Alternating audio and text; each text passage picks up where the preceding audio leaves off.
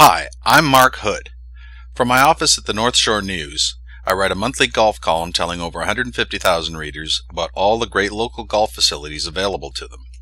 Join me as we explore some of the most spectacular golf courses that British Columbia has to offer. One recent Sunday, I was joined by my colleague Larry Verrigan, and we made a pilgrimage to perhaps the brightest star in the dazzling galaxy of BC golf courses, Furry Creek. Summer was finally here and the day was spectacular. Clear blue sky and warm midday sun. The improvements to the Sea to Sky Highway make Furry Creek closer than ever, and now it's only about 20 minutes from West Vancouver, even at a leisurely pace. The vista on the way up was what people from all over the world come here to see, and an appetizer for what we were about to experience. An indifferent spring meant there was still snow on the higher peaks that ring Howe Sound, and the view up the Squamish Valley revealed glaciers and jagged mountain tops. As you turn off the highway to the course, you slip into the cool shade of the rugged west coast forest that defines Furry Creek's fairways. It's a portal to a day of golf that people who live in other parts of the world can only dream about. The Furry Creek experience is all about the level of service they provide, and it begins right away at the bag drop. They're genuinely happy to see you. We were joined that day by Dan Sauter, sales manager at North Vancouver's Cam Clark Ford, and Laurel Francis of CIB Insurance. We had all opted for their golf and dinner package. For $10 on top of your matinee green fee, you end your day in their Sea to Sky grill, which on its own is worth the trip.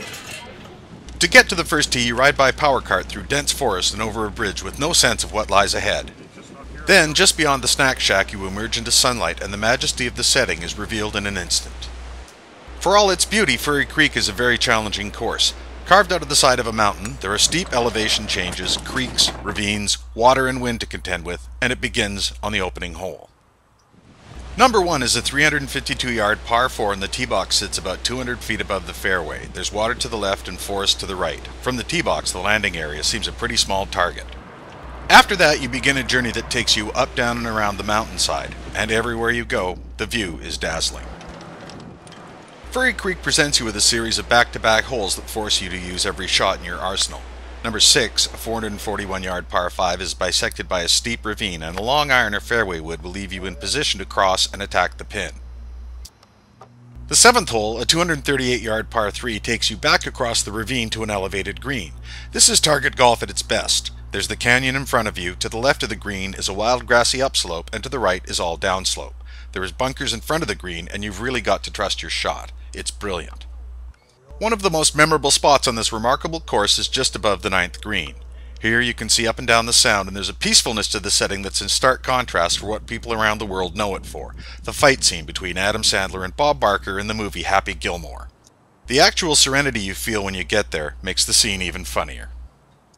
The back nine begins on the par 3 10th with a view of Anvil Island in the distance. You have to pause for a moment just to stare. The tough hole pairings continue on the back 9. The 11th is a 485-yard dogleg left par 5 to an elevated green. It's rated 3rd most difficult on the course, and par here is a very good result. Number 12 is a 374-yard par 4 with a steep drop to a landing area and another ravine in front of the green. The risk-reward quotient makes a shot to the landing area your best bet. The most beautiful hole in this beautiful course is the 211-yard par 3 14th, Furry Creek's signature hole. The green sits on a heavily bunkered peninsula that juts out into Howe Sound, and the tee boxes are right at the water's edge. Bring your camera. Holes 15, 16, and 17 lead you along level benchland to the 18th tee. Number 18 is a 336-yard dogleg left to an elevated green. You can't see the green, and the left side is guarded by deep woods, which makes trying to cut the corner a bad idea. Here, a mid to long iron will leave you with a clear shot at the putting surface on your second. After, we headed off and ordered our meals on the patio perched above the 18th green.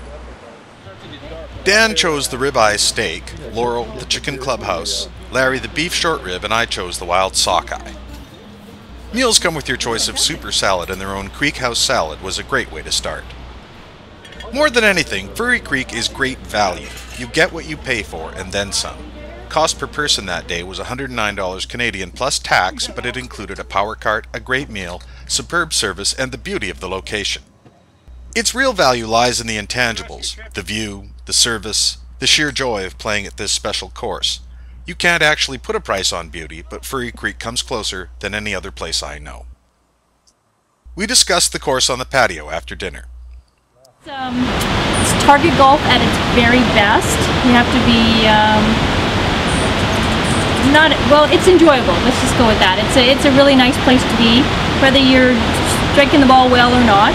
I like it. It's very calming. It's really pretty. It's got more than enough challenges for anybody, any level. It's got challenges everywhere. Now, you had a great round today. Yes, I did. Tell me about that. It was fantastic. It was the best round I've had here ever. I shot under 100. Congratulations. Thank you. Thank you. For visitors to Vancouver, this would be the #1 place to bring. Okay. This is where they're going to bring a camera and get the most beautiful shots of British Columbia that they'd ever find, and get a nice round of golf in.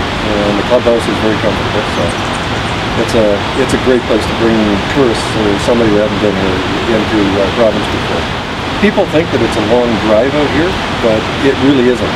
It's with the new highway, you're here before you even know it. It's 15-20 minutes from Horseshoe Bay, so it's not far out of the, it's not a far distance to drive, and definitely worthwhile. And on a beautiful, beautiful day like this, I don't think there's a better place to be on the Lower Mainland. It's great. You gotta know where to hit the ball, and you gotta be able to read the greens. Both things I had trouble with today, but it wasn't the golf course's fault. It was the operator, but it was a great day. The course is in excellent shape, and it's a great place to hang out afterwards too. The food is great, the beer is cold, it's perfect. Is it good value? Oh, definitely good value. You'd recommend it then? 100%. Thank you very much.